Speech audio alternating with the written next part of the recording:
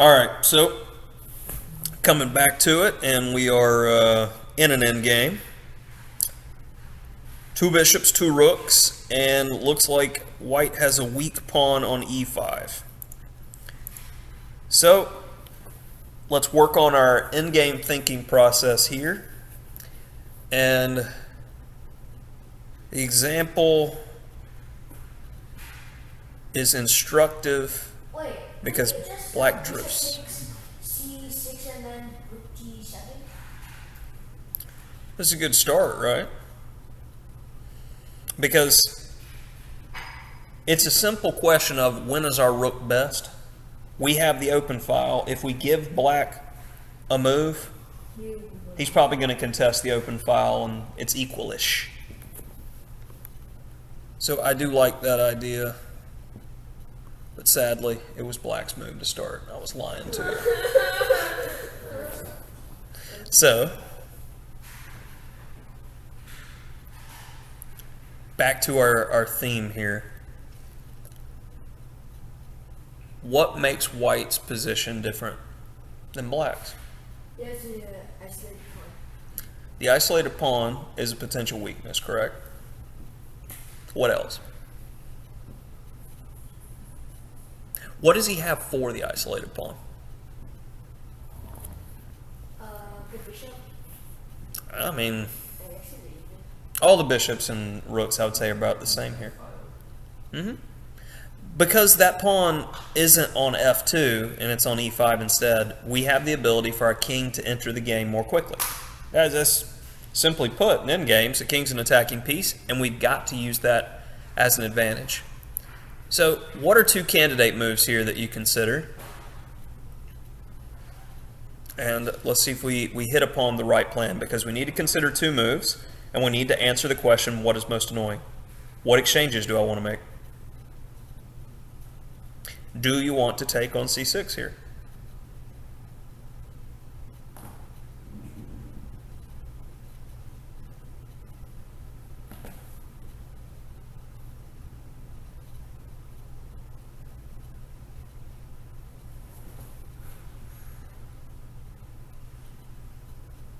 So that's got to be one candidate move, considering bishop takes c6. The other candidate move, probably king f2.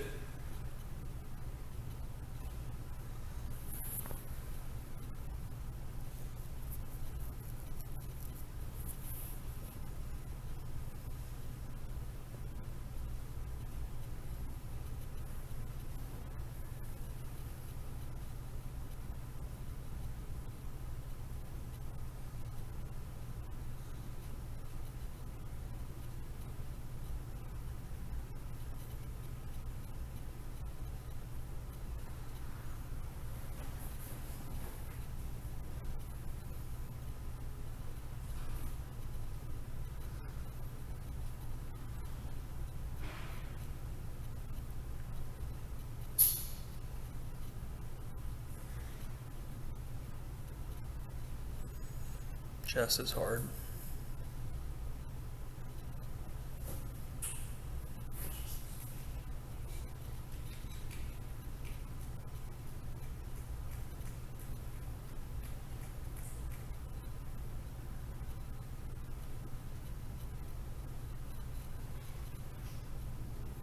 What we got? What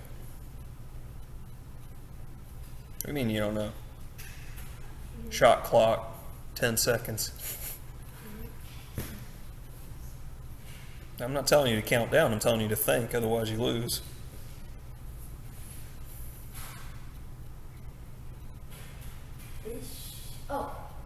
Bishop A5?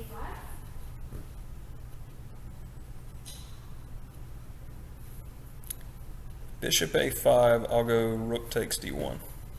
Okay. And then after you take, if you take with the bishop, I'm going to take on E5, and if you take with the rook, I'm going to take your bishop, and then I'm going to take on E5, and black's definitely better / winning. So you poo-pooed away your advantage with bishop A5. Do better. You made a threat, and that's a problem. That's a low level, low class threat. You're a better player than that because that's a Bishop takes and then huh? bishop takes. But then the same problem because rook d1, bishop e5. And as I'm trying to explain to you why your logic is flawed, you're still trying to make the bad idea work. So remember, the way in which we problem solve is the difference between me and you and me and Magnus. He solves problems so much better than I ever can because he's awesome. But when I look at this position, I first go, okay, white has the only defined weakness on e5. And it's not clear how white has any sort of breakthrough here, but we have defined that the only real advantage we have is our king's activity. So the first step here is making a concrete change where he has an isolated pawn as well. And then we activate the king. So black starts trying to do the same thing. And compare this position to where we were in the starting position. And it's just a little bit. It's you know, not much here. But it's enough. So then,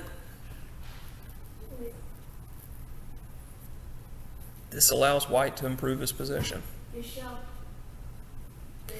And probably, this was the right choice, and you just bail out and try to draw. Note that after.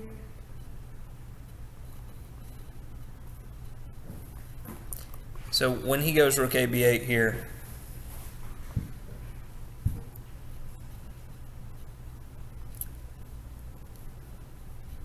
what should we be doing? Bishop a5.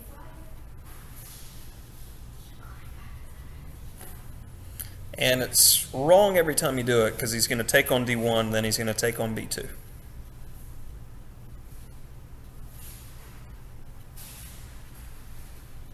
That's a move you can get away with when you're playing against like 800s, but again, you're a better player than that. Avoid that idea. Once you calculate it wrong in one variation, it's typically going to be wrong in every variation following because the position and the pawn structure hasn't changed that much. So you just have to drop it.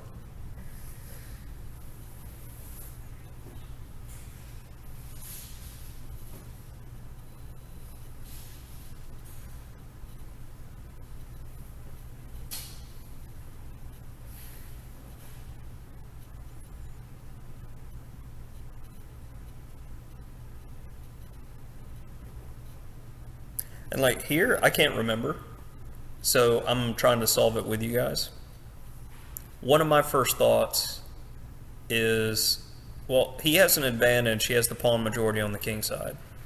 So if I can restrict that pawn majority and make the pawn structure agree with my bishop, it's going to be an advantage. So I consider g4 as the first move here. Just with the idea that now if he decides to try to trade both rooks, I've restricted his pawn structure better, and I have better chances in the long term. And it was all like pretty straightforward. G4 says F5 or H5 is now bad. Let's try it. There we go. And I mean, sometimes it's something that simple that it was. I asked what his plan was, and I prevented pawn levers. So it's back to our questions again. He goes e6 with the intention of rook d5. How will white not allow rook d5?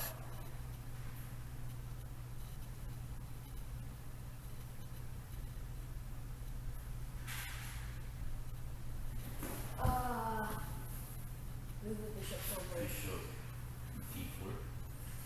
Bishop d4. Bishop d4. How does bishop d4 prevent rook d5?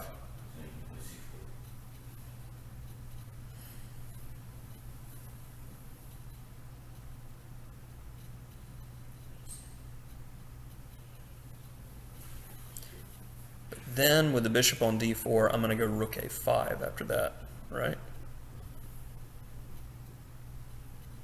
This one's harder. I don't see this one immediately. Like, I consider g4 immediately. Here, I don't know.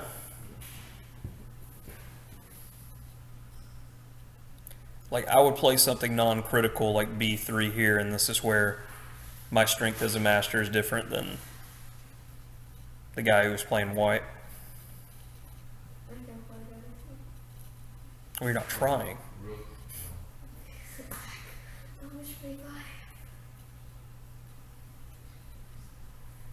There is rook d6, but then bishop c3. Right. Rook d6, rook takes, pawn takes, bishop takes, pawn takes, king d7. No, you lose on f7 there.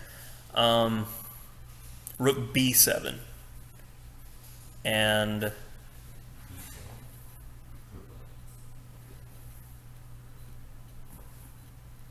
oh, you just play f5. Yeah, just do that. So if rook d6, rook takes, pawn takes, bishop takes c3, b takes c3, f5.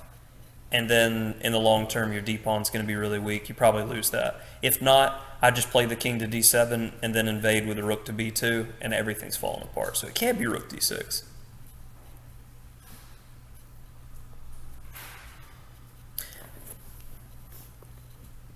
He took. Must take back with the rook.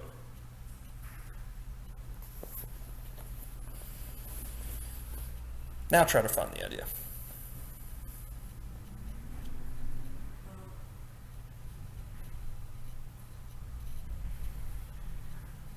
I think now I can go bishop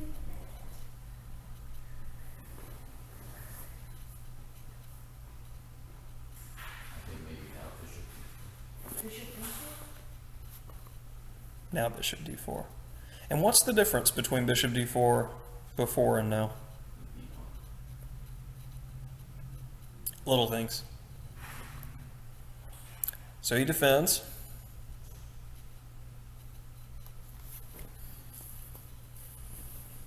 And this next move is absolutely critical because it fully answers the question in my mind, what is the most annoying move? And it's funny, I see the answer clearly here, but before we traded rooks, I personally did not. Rook f3. Why? So you can target the pawn. That's clean, easy, nice.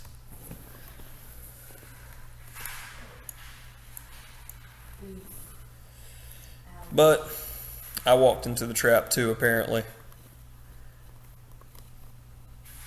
The only move was c5 Ow. because of that idea. Ow. Well, actually, It should be a draw. Rip. But I would have fallen for it too. In the main game, it was missed. What? I didn't think about it. Now the rook gets active.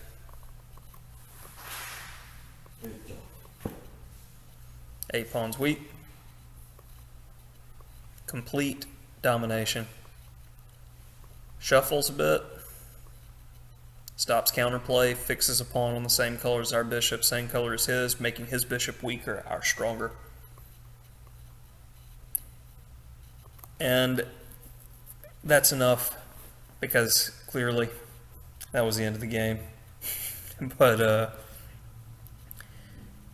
this type of example is great in showing the perception that it's a very, very equal position.